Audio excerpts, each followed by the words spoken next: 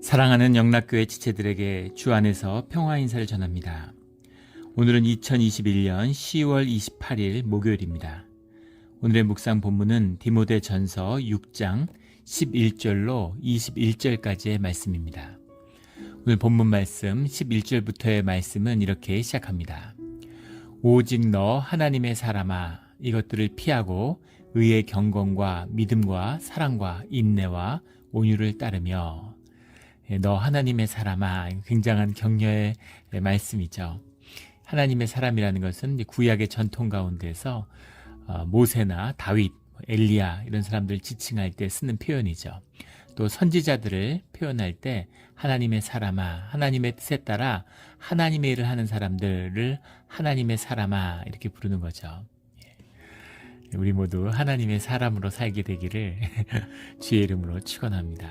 하나님의 사람아, 디모데를 부르는 바울의 목소리고 또 그를 세우는 격려죠. 오직 너 하나님의 사람아, 이것들을 피하고, 이것들이라는 것은 앞에 나왔던 사람을 시험에 빠뜨리는 탐욕, 돈에 대한 사랑 이런 것들을 의미하는 것이겠죠. 그것들을 피하고 의와 경건과 믿음과 사랑과 인내와 온유를 따르며, 우리 여러 번 나눈, 십수차례씩 나눴던 것 같아요. 의, 경건, 믿음, 사랑, 인내. 우리가 신앙생활을 하면서 우리에게 필요한 덕목들입니다. 그런데 온유를 따르며 할 때 온유라는 말이 프로파티안이라는 말인데 처음 나왔어요. 그리고 사실은 디모데 전서에만 나오는 말입니다. 온유라고 해석했는데 프로파티안이 무슨 말일까? 근데 처음 나왔지만 우리가 충분히 짐작할 수 있죠.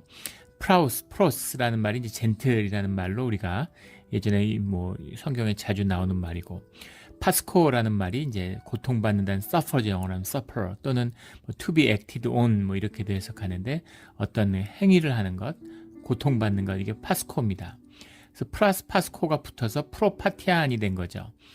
그래서 고통 가운데, 어려움 가운데 젠틀한 거니까 온유함이라는 해석이 아주 좋은 해석인 것 같아요.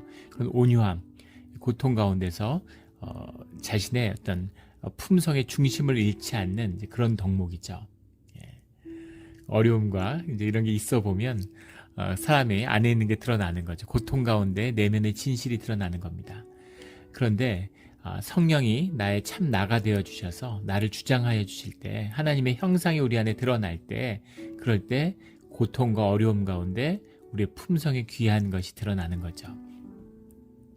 그래서 그런 것이 드러나는, 그러니까 주님의 그 마음의 심령의 중심을 따라가야 된다. 그걸 따라라, 그것을 붙잡아라, 이런 말씀이죠. 12절에 믿음의 선한 싸움을 싸우라.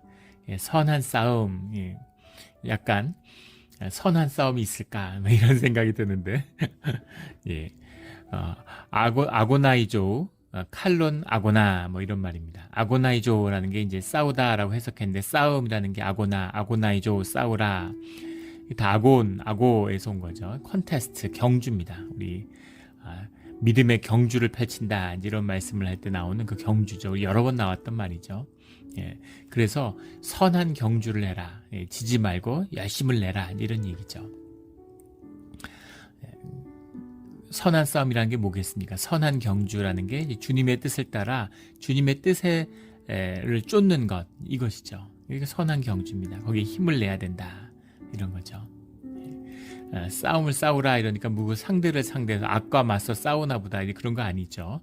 악으로부터 나를 지키는 것입니다. 주님의 뜻에 열심을 내는 것이죠. 헌신하고 봉사하는 것이에요. 악하고 싸우면 진 거죠. 우리 그런 표현 많이 기억하시죠? 여러 번 얘기했습니다. 대적의 무리는 늘 싸우자고 하죠. 뻘로 내려와서 한번 싸우자는 겁니다. 아무리 좋은 뜻으로, 아무리 좋은 목적을 가지고 뻘에 내려갔어도 뻘에서 하는 행동은 다 뻘짓이에요. 절대 뻘짓하면 안 되죠. 뻘에 내려가는 순간 진 겁니다. 그런 싸움을 싸우느라는 뜻이 아니라 주님의 뜻을 따라서 주님의 뜻을 쫓는 그 경주에 열심을 다해라. 그것이 믿음의 선한 싸움이죠. 그 경주에 열심을 다해서 주님께 상을 받는 우리 모두가 되기를 주의 이름으로 축원합니다. 믿음의 선한 싸움을 싸우라. 영생을 취하라. 취하라라는 게 이제 에필라보라는 말이죠. 에피라는 말이 어떤 방향을 나타내는 접두사고, 뒤에 나온 람바노, 수없이 많은 단어죠. take hold, 꽉 붙잡아라. 정확한 목표를 가지고 딱 취하라, 붙잡아라 이거죠. 그 붙잡아야 할 것이 무엇이냐면 영생이다라는 것이죠. 아이오니오 조에라는 말인데, 조에라고 하는 말이 이제 자오라는 말에서 왔는데, 조에라는 말이 life예요. to live, 산다는 뜻입니다. 삶이에요. 이것이 아주 성경적인 생명의 표현입니다. 영생, 삶, 생명, 다 같은 말인 거죠. 우리 묵상하는 묵상집 중에 우리 생명의 삶이라는 게 있죠. 근데 사실은 동호 반복이죠. 생명이 삶이고 삶이 생명입니다. 성경적인 표현이죠. 성경에선 육신이 죽고 살고는 중요하지 않아요. 육이 살고 죽는 것을 생명이라고 얘기하지 않고, 생명이라는 건 영의 생명입니다. 우리의 삶의 본질, 그것은 우리의 삶을 통해 드러나는 거죠. 육신은 살았는데 우리의 영이 없어요. 영이 죽어서 영을 살지 못해요. 살아서 밥 먹고 돌아다니고 세상에서 성공하고 돈 벌 수 있죠. 그런데 그것은 죽은 것입니다. 그것은 살아있는 게 아니라 잠든 것이에요. 깨어있는 것이 아니라 잠들어 있고, 살아있는 것이 아니라 죽은 것이죠. 성경에 말씀하는 성경의 표현, 그런 신앙의 관점에서 보면 그건 아무것도 아닌 겁니다. 죽은 거죠. 그래서 삶으로 영을 사는, 삶으로 성령을 살아내는, 그것이 삶이고 생명이고 영생인 거죠. 그것이 여기 나오는 조에입니다. 영생 앞에 붙은 아이오니오라는 말, 아이온이라는 게 원형인데, 영어하에 스페이스 오브 타임, on age 이렇게 표현하죠. 시간의, 이것도 기가 막힌 표현인데, 시간의 흐름이 아닙니다. 단순히 시간이 과거, 현재, 미래로 흐르는 시간의 흐름이 아니라, 시간이 담겨있는, 시공을 담고 있는 어떤 그 시대를 표현하는 말이죠. 이게 무슨 말일까요? 지금 천문학자들, 천체 물리학자들의 말에 의하면 아인슈타인조차도 우주가 이렇게 축소되지도 않고 확장되지도 않는다라는 이야기를 하면서 우주상수 이런 얘기를 했는데, 뒤에 자신의 가장 큰 실책이고 과오다라는 걸 고백했죠. 후에 이제 우주가 팽창한다는 걸 알게 되고, 허블 만환경이라는 게 나와서 80년대에 행간 거리가 점점 멀어지고 있다는 것을 이제 밝힐 수 있었죠. 우주가 확장하는데, 우주가 얼마나 빨리 확장하냐면 빛의 속도보다 빠르게 확장하고 있다는 겁니다.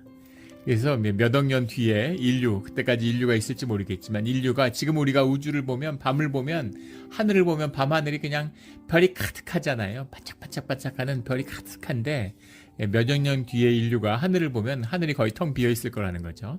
우리 눈에 보이는 가시권에 있는 별들이 다 멀어져서 점점 우주가 확장하고 있기 때문에. 그런데 어폐가 있잖아요. 그 아인슈타인의 상대성 원리에 의해서도 세상에 빛보다 빠른 건 있을 수가 없는데, 그런데 어떻게 우주 공간이 빛보다 더 빠르게 확장될 수 있을까? 물체 이동이라고 하는 관점에서 시간성을 의미한다면, 그렇다면 결코 빛보다 빠를 수가 없는데, 근데 실제로는 빛보다 빨리 확장되고 있는 거죠. 그것은 물체 이동이 아니라 공간의 확장이기 때문입니다. 우주의 공간이 확장되고 있는 것이기 때문에 우주 안에서 물체가 이동하는 게 아닌 것이죠. 그래서 사실은 빛보다 더 빠른 속도로 우주가 팽창하고 있는 거죠. 오히려 설명을 하려다 더 얘기가 어려워졌는지도 모르겠는데, 그 시공의 의미, 그 공간의 의미, 그러니까 공간이지만 사실 시공이 하나죠. 공간이지만 시간성을 담고 있다라는 그 의미가 이 아이온이라는 말에 담겨 있어요. 이 영생이란 말을 하려고 한 건데, 단순히 오래 사는 의미가 아니라는 겁니다. 시간의 의미가 없는 거예요. 삶이 쭉 길어져 가지고 우리가 7, 80년 사는데 7, 800년, 7, 8천년 이런 삶, 쭉 길어지는 삶을 사는 게 아니라 시간 자체가 없는 삶. 시간 자체가 없다고 할 수는 없겠죠. 시간의 의미가, 우리가 느끼는 그런 시간성의 의미, 이런 우리가 이 시공에서 느끼는 그런 시공의 의미를 뛰어넘는 무한 차원의 세계, 그 차원의 의미를 이 아이오니오라는 말이 담고 있다는 거죠. 그것이 생명의 의미와 하나라는 겁니다. 이게 영생이에요. 영생을 사는 겁니다. 영생의 의미를 깨달는 자는, 우리가 살아서 이 육신을 입고 있지만, 우리가 이 시간의 시공의 제약 가운데 살고 있지만, 이 영생의 의미를 느끼고 그 영생의 의미를 살게 되는 것이죠. 우리의 마음을 보면 알잖아요. 우리의 육신이 늙지 마음이 늙습니까? 예.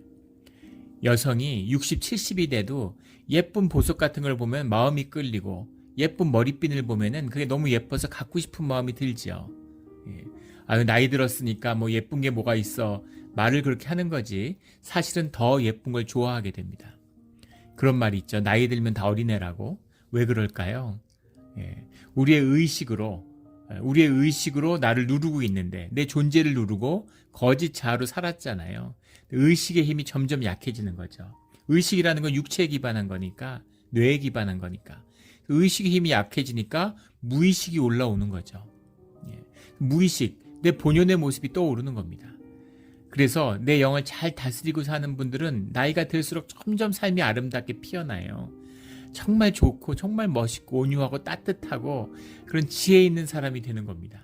반면에 의식으로 살고 무의식을 학대하고 막 짓눌렀던 사람들은 그 의식이 죽고 무의식이 나오니까 자라나지 못한 의식의 감옥에 갇혀있던 그런 짐승 같은 내가 나오는 거죠. 신경질 내고 짜증내고 탐욕스럽고 이기적이고, 탐욕과 이기적이죠. 누구나 그걸 누르고 살았는데 그게 다스려지지 않고 그냥 터져 나오니까 점점 어떻게 할 수 없는 그런 추악한 노인이 되는, 이게 인간의 진실인 거죠. 그런 의미입니다. 우리의 마음이 늙지 않죠. 우리 마음은 영원한 거예요. 우리의 영은 영원하다, 그 의미죠. 그 영을 살아야 되는 거죠. 그것이 영생입니다. 그 영생, 진짜 생명을 취해라, 그걸 붙들어라.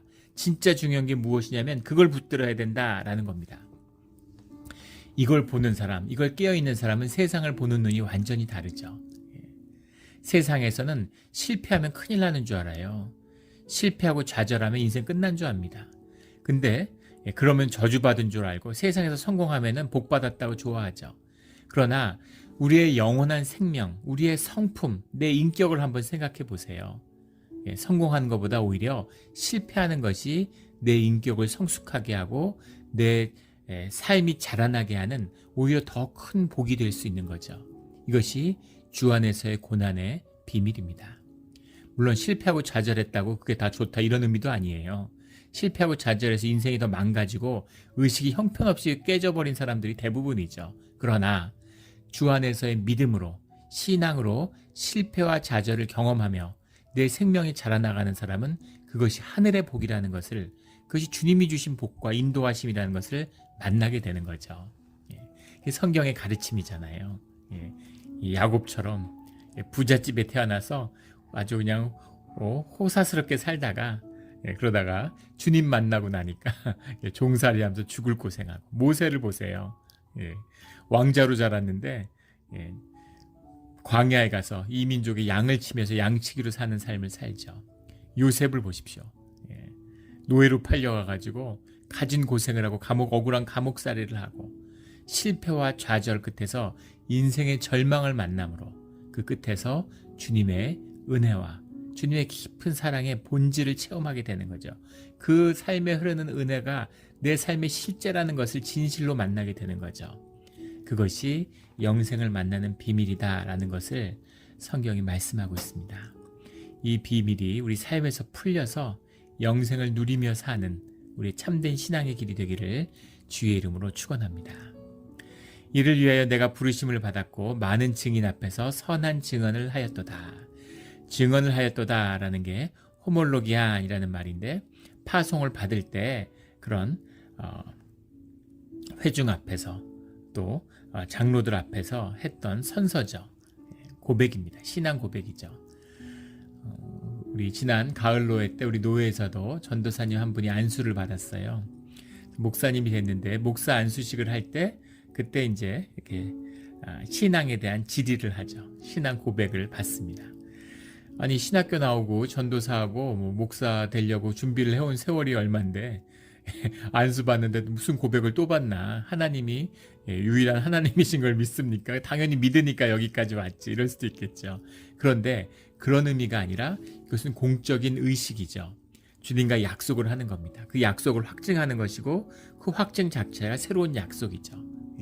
결혼이잖아요. 우리 난 너밖에 없어. 나는 정말 죽을 때까지 너만 사랑할 거야. 그런 고백을 연애할 때 수도 없이 했겠죠. 그러나 결혼식이라는 걸 통해서 그 고백을 사람들 앞에 증언함으로, 증인들을 세움으로 그 증언을 확약하는 것이죠. 그 둘 사이에서. 혼인 성사라면 주님 앞에서 고백하는 거죠. 그런 의미입니다. 그래서 하나님 앞에서 그 선한 확증으로서 언약을 맺었다. 그것을 기억하라 라는 의미죠. 그것이 목회의 중심이고 교회 사역의 중심이다. 그것을 기억해야 된다라는 겁니다. 당연한 얘기 같지만 가장 중요한 말씀이죠. 이것을 자꾸 잊어버리고 이게 흐려져서 우리 2주 전에 우리 예전에 섬기던 교회를 가서 이제 예배 인도를 하는데 거기 장로님이 예배 인도를 처음 하신대요. 목사님이 뭐 출타하는 경우가 흔치 않을 테니까 그런 기회가 없었겠죠. 장로님이 되셔서 처음 하시는데 너무 떨리고 또 두려운 마음이 있고 그래서 예배 들어가기 전에 같이 기도를 드렸어요. 기도를 하는데 그런 마음에 그런 심령의 기도가 나왔습니다. 그 모습, 주님의 예배자로서 그 설 때 그 떨리고 두려운 그 마음을 평생 잊지 않게 해달라고, 그 마음을 평생 붙들고 가게 해달라는 그런 기도가 나왔습니다. 그거죠. 그걸 잊지 말고 그걸 붙들어야 되는 겁니다. 그 순수하고 그 선한 마음, 이것이 예배자의 진실이죠. 이걸 잊어버리면 무슨 뭐 세상에 없는 유려한 기도를 하고 뭐 금식을 하고 무슨 봉사를 하고 세상에 없는 종교 행위를 해도 다 거짓이고 헛된 것입니다. 바리새인, 사두개인, 제사장들의 모습이죠. 진실한 이 마음의 떨림, 주님 앞에 고백, 이것을 붙들고 살아가는 우리 모두의 신앙의 진실, 그걸 결코 놓치지 않는 우리 모두가 되기를 주의 이름으로 축원합니다. 13절에 만물을 살게 하신 하나님 앞과 본디오 빌라도를 향하여 선한 증언을 하신 그리스도 예수 앞에서 내가 너를 명하노니 우리 주 예수 그리스도께서 나타나실 때까지 흠도 없고 책망받을 것도 없이 그 명령을 지키라. 주님 앞에 한 언약, 그 증언을 기억하며 주님이 오실 때까지 흠없고 책망받을 것이 없이 주님의 뜻에 순종해야 된다라는 사명자의 본분을 다시 기억하게 하는 거죠. 15절 16절의 말씀은 이제 그것에 이어지는 고백인데 영광송이었다 그러죠. 교회에서 드리는, 주님 앞에 드리는 그런 영광, 독솔로지죠. 영광을 고백하는 그런 찬양을 주님 앞에 드리는 거죠. 은혜가 차오르면 주님 앞에 찬양을 드리잖아요. 찬양의 고백이 15절 16절의 말씀이라고 합니다. 기약이 이르면 하나님이 그의 나타나심을 보이시리니 하나님은 복되시고 유일하신 주권자시며 만왕의 왕이시며 만주의 주시오 오직 그에게만 죽지 아니함이 있고 가까이 가지 못할 빛에 거하시고 어떠한 사람도 보지 못하였고 또 볼 수 없는 이시니 그에게 존귀와 영원한 권능을 돌릴지어다. 아멘. 어떤 사람도 보지 못하였고 볼 수 없는, 그래서 유대적인 표현이다 뭐 이런 얘기도 하는데 나는 하나님을 보았는데 뭐 이렇게 얘기할 수 있겠죠. 그런데 이게 무슨 의미냐면 하나님을 내가 보았다, 하나님의 음성을 들었다는 건 무슨 이야기입니까? 내가 알아들을 수 있게 인간의 언어 안에 하나님의 계시가 제한되었다 이런 말이죠. 주님을 만났다는 것, 예수 그리스도 하나님이 우리에게 오신 것은 하나님이 인간의 육신을 입고 주님을 낮추심으로 그 인간의 경험 안에 주님을 제한하신 거죠. 그래서 그것이 주님의 전부라고 생각하면 큰 착각이죠. 우리가 이해할 수 있게, 우리가 받을 만한, 우리가 받을 수 있는 가르침과 계시를 주님이 우리에게 주시기 위해서 그런 전지전능한 무소부지하신 주님의 우리의 경험으로 환원될 수 없는, 도저히 담을 수 없는, 당연하지 않겠습니까? 물리학자들이 수학으로 풀어도 인간의 지각의 경험은 5차원, 4차원, 5차원을 넘어갈 수 없는 거죠.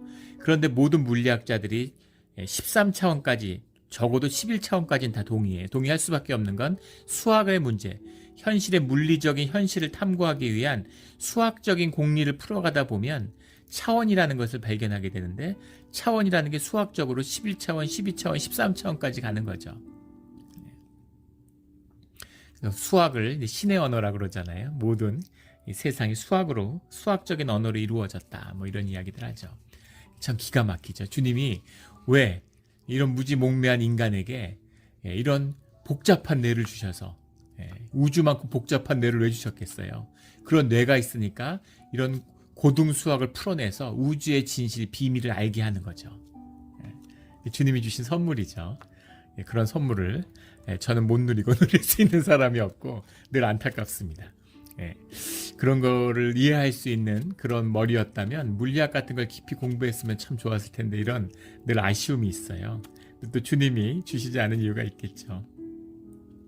그런데 12차원, 13차원을 이해하는 인간인데 주님은 어떤 차원이겠습니까? 무한 차원이죠. 그런데 담길 수 없는 차원, 그런 주님이세요. 그런 주님이 우리 인간과 개미하고 교제하는 인간 보셨어요? 하나님은 개미와 우리가 인간 차이보다 하나님과 우리 인간의 차이는 그거 갖고 비교할 수 없을 만큼 더 멀겠죠. 그런데 그런 주님이 당신의 임재를 우리의 경험 가운데 제한시키셔서 우리를 만나주시는 거죠. 그것이 가까이 가지 못할 빛에 거하시고 어떤 사람도 보지 못할 거 볼 수 없는 이 참된 뜻인 거죠. 그 주님을 말씀하는 겁니다. 그 주님이, 그 존귀와 영원한 권능의 주님이 우리와 한 몸을 이루시고 우리와 한 지체를 이루시겠다라고 말씀하시는 것, 이것이 주님이 우리와 함께 하시는 예배의 비밀이고 교회의 비밀입니다. 이걸 뭐라고 말하면 뭐라고 상상할 수 있겠어요? 이건 상상할 수 없는 것이죠. 볼 수 없는 그런 주님, 그 주님을 우리에게 보여주시는 거죠. 예전에 한 권사님이, 집사님이 기도하시는데 기도하면서 주님한테 얼굴 한 번만 보여달라고, 예수님 얼굴. 사실 그게 뭐가 중요하겠어요. 그런데 궁금하잖아요. 그래서 예수님 얼굴을 보여달라고 그렇게 기도했대요. 그랬더니 그 교회 회중의 얼굴을 보여주셨다고. 그 교인들이 다 모아서 사진을 1년에 한 번씩 찍었는데 그 모습을 이제 하나님이 이게 나다, 이렇게. 그래서 큰 깨달음을 얻고 교회를 더 열심히 섬기게 됐다. 이제 이런 고백을 들은 일이 있습니다. 그것이 주님의 임재죠. 17절에 내가 이 세대에서 부한 자들을 명하여 마음을 높이지 말고 정함이 없는 재물에 소망을 두지 말고, 이 세대에서 부한 자들, 부의 욕심을 낸 자들에 대한 경계를 말씀했는데, 근데 이미 부한 자들이 있죠. 특히 에베소입니다. 에베소는 이제 상업적으로 번영하는 것이고, 몹시 이제 부유한 남부 이 그릭 발칸 지역을 이제 대표하는 그런 곳이니까 여기 안에 아마 부자들이 많았겠죠. 우리 이제 고린도후서 이런 데 봐도 나오지만 교회 안에 부자도 있고 가난하고 노예들도 있는 것이죠. 그래서 그런 문제에 대한 이제 권면이 애찬에 어떻게 애찬을 대해야 되는가에 대한 말씀으로 드러난 것처럼 그 안에 부한 자들이 있는 겁니다. 근데 그들에게 명하여 마음을 높이지 말고, 마음을 높이다, 이 말씀도 이제 여기 디모데 전서에만 나오는 말씀인데, 휘포셀로 프로네인, 휘포셀로 프로네인, 휘포셀로 프로네인, 이런 말입니다. 근데 사실은 뜯어보면 이해할 수 있는 말이죠. 휘포셀로스라는 말인데 높이다, 하이, 높다, 이런 말이에요. 프로네오라는 게 우리 많이 나왔던 단어죠. think, judge, 이런 표현입니다. 이제 판단하고 생각하는 거죠. 높여서 생각하지 마라. 돈이 있다고 해서 나를 높이는, 돈이 많으니까 내가 높은 사람인 줄 아는 거죠. 돈을 사랑하고 돈하고 하나가 되니까 돈이 많아지면 내가 커지고 높은 사람이 됐다고 생각하는 거죠. 샌프란시스코에서 행해진 그 심리학 실험이 있는데 통계를 쭉 낸 거예요. 그런데 고급차를 가진 사람들이 교통법규를 훨씬 많이 어긴다는 게 드러났어요.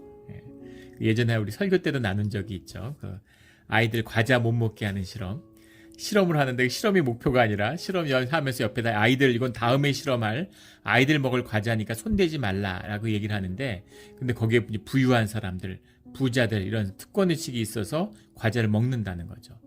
과자 내가 먹어도 된다는 특권의식이 있는 거예요.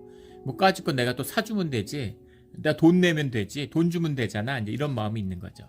이런 마음이 자기를 높이는 마음이죠. 근데 그런 거짓을 버려라 라는 겁니다.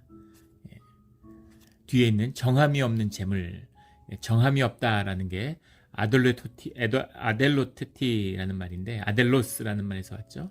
아델로스라는 말이 이제 보이지 않는다, unseen이에요. uncertainty를 말하는 거죠. 예, 분명하지 않는. 예, 재물을 가지고 죽음 뒤에 천국에 갈 수 있으면 내 거죠. 예, 근데 갖고 갈 수 있는 사람이 누가 있습니까? 예, 갖고 갈 수 있는 누가 있어요? 예, 얼마 전에 한국에서 갑부가 사망했죠.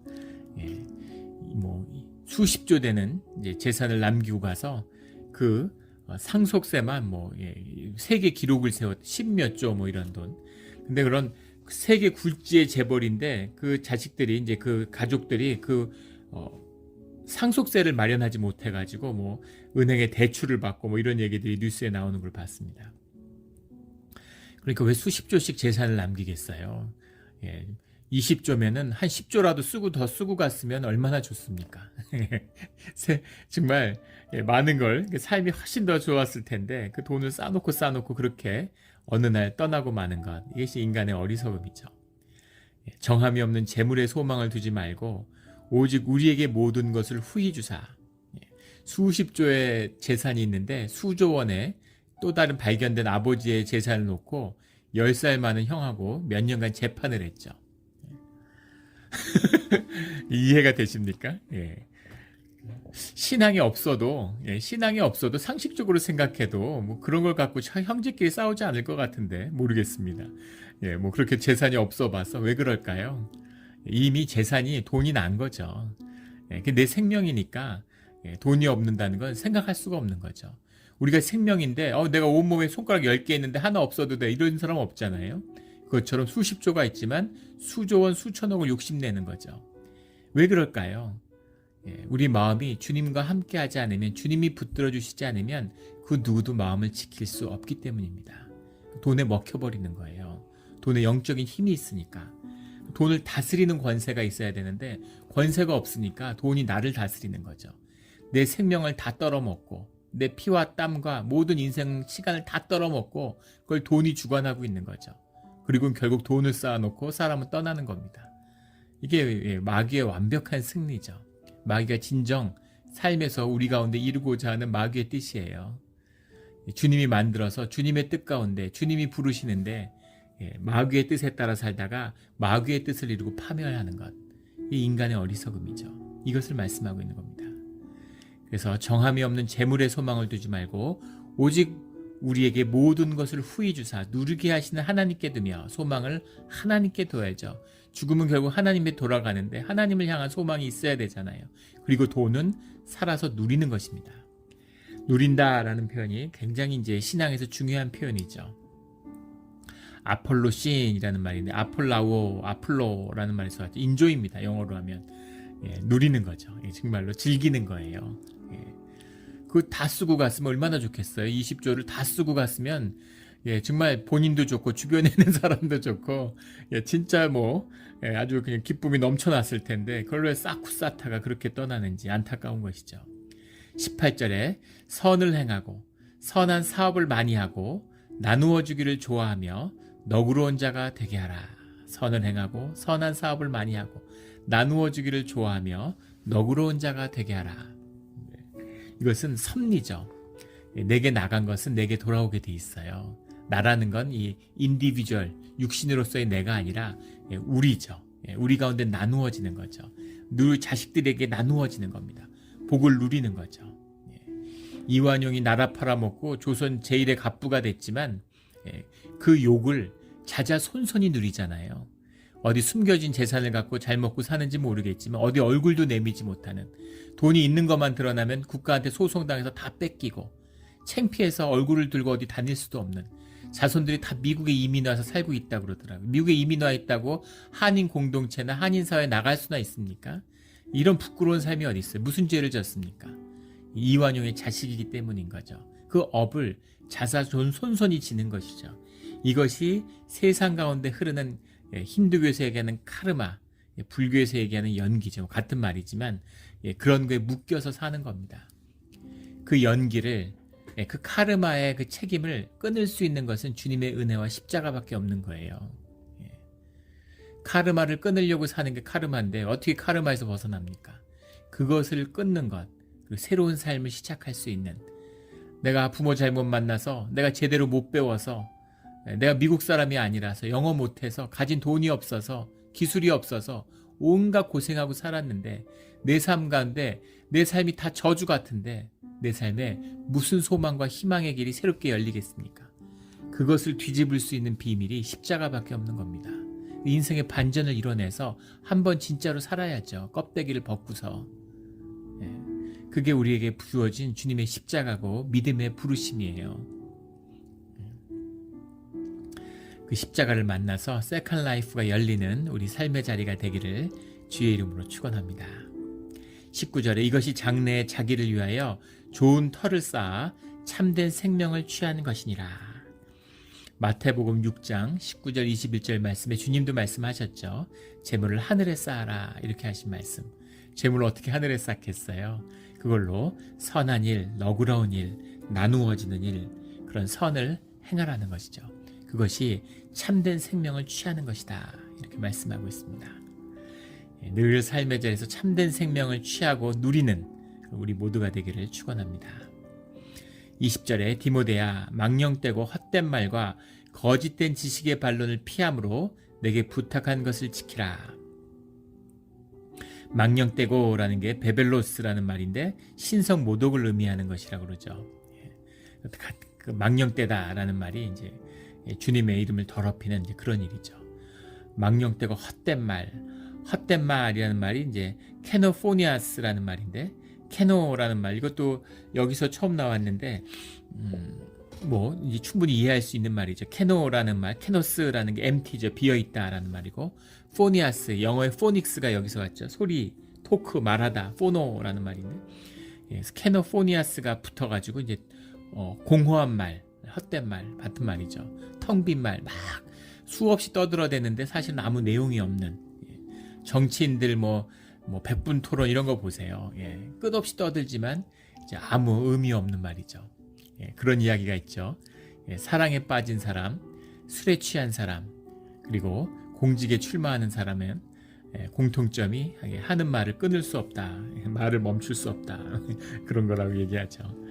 공허하게 계속 막 헛된 말을 하는 것, 이런 말, 또 하나님을 더럽히는 말, 이런 말 하면 안 된다는 겁니다. 거짓된 지식의 반론 이렇게 해석했는데 거짓된 지식의 반론이가 재밌는 표현이에요. 안티테시스라는 말인데 안티와 티테미라는 말이 붙었습니다.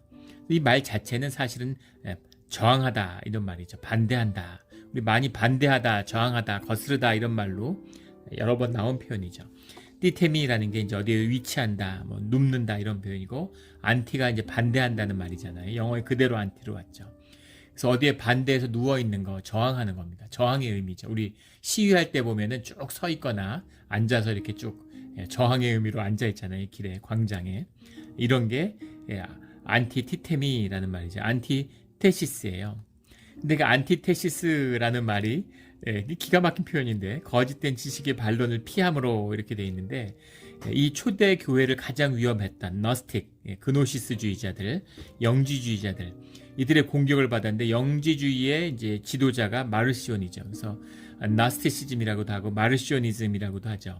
마르시온을 따르는 자들. 근데 마르시온이 자신의 영지주의를 설파한 그 책의 이름이 바로 안티테세스입니다.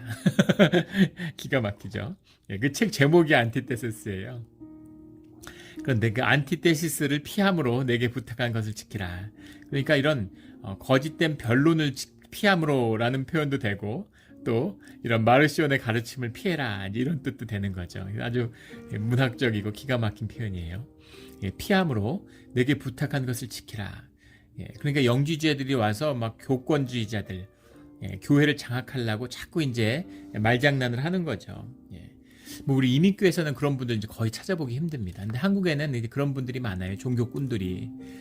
그래서 무슨 무슨 이단들 교회에 와서 이제 무슨 교리 논쟁 같은 거 말싸움을 하는 거죠. 그런 식으로 어떤 사람들을 묶으려고 그러고 자기 진영을 만들려고 그러고 또 목사들한테 와서 교리에 대해서 궁금한 게 있다 이러면서 말장난을 하고 싶은 거죠. 그런 걸 막 하면 자기가 이제 뭐 많이 안다. 그만큼 교리에 대해서 많이 알고 있고 종교적 지식이 많다. 이런 걸 다른 사람들에게 드러내서 자랑하려는 마음도 있는 거죠. 그런 교만도 있고 또 그런 걸로 얽혀서 목회령을 어지럽히려는 무의식적인 충동이 있을 수도 있고 의식적인 충동이 있을 수도 있겠죠. 이제 그런 것, 그런 거짓들, 이런 자들이 있는 겁니다. 종교꾼들이 있는 거죠.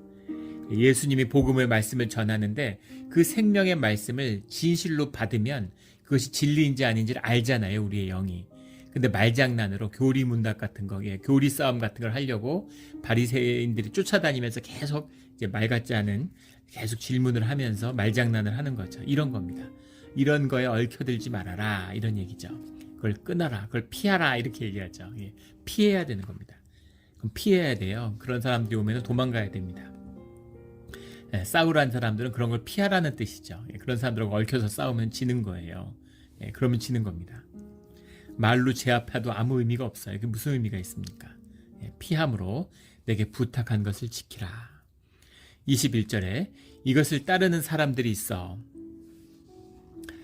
뭐 이 사람들이 교리를 많이 알아서 피하는 게 아니죠. 예전에 무슨 뭐 여호와의 증인 뭐 이런 분, 뭐 안식교 이런 분들이 이제 짝을 지어서 찾아다니잖아요. 예전에 그 이단 강의를 할 때 신기한 게 참 하나님이 또 그거 할 때 그런 사람들이 계속 찾아왔었어요, 집에. 궁금하고 잘 됐다 해서 앉아서 이야기를 들어보기도 하고 질문도 하고 나누는 거죠. 성경에 대한 이야기를 막 해요. 성경에 어디 그러면은 그 성경에 반대되는, 그렇게 해석할 수 없는 성경의 말씀들을 또 이야기하는, 그건 어떻게 받을 거냐, 이렇게. 그럼 성경에 대한 종합적인 그런 깊은 신학적인 통찰이 없지요. 그런 훈련이 어디 있겠어요. 그 훈련이라는 건 삶을 통해서, 신앙을 통해서 자라나는 건데, 그런 교리와 뭐 막 암송하고 암독하고 교리 암송하고 이런 식으로 세뇌가 됐는데, 그런 삶의 진실이 있을 수가 없잖아요. 그게 얄팍한 거죠. 얘기해보면 아무것도 아닌 걸 압니다. 그러나 그 사람들이 그 말에서 깨졌다고 해서 그러면 돌아오고 회심을 하나요? 그렇지 않죠. 회심하고 돌이키는 건 오직 성령님의 은혜의 구속이에요. 그래서 아무 부질 없는 짓입니다. 그런 사람들하고 절대 말장난하면 안 되는 것이죠. 내게 피함으로, 거짓된 지식의 반론을 피함으로 내게 부탁한 것을 지키라. 주님의 말씀과 복음, 우리 삶의 헌신과 나눔, 코니 호이노니아를 지켜야 되는 거죠. 21절에 이것을 따르는 사람들이 있어 믿음에서 벗어났느니라. 근데 이런 거짓된 가르침에 얽혀서 믿음을 이탈하는 사람들이 에베소 교회 안에 있다는 것이죠. 그런 사람들을 지켜야 된다. 네가 목자로서 그 사람들을 지켜라. 권면해라. 이런 의미죠. 은혜가 너희와 함께 있을지어다. 주님의 은혜가 함께하는 겁니다. 오직 여기서 지켜줄 수 있는 것, 여기서 내 마음을 지키는 것. 그 사람들을 어떻게 지키겠어요? 디모데가. 디모데의 마음을 지키는 거죠. 그리고 디모데의 마음이 주님께 있으면, 주님이 함께 하시면 주님이 그 모든 것을 다루시고 지키시는 겁니다. 목회의 주인은 주님이시죠. 교회는 주님이 다스리는 거예요. 그걸 막지 않는 것이 제일 중요한 사역의 원칙이죠.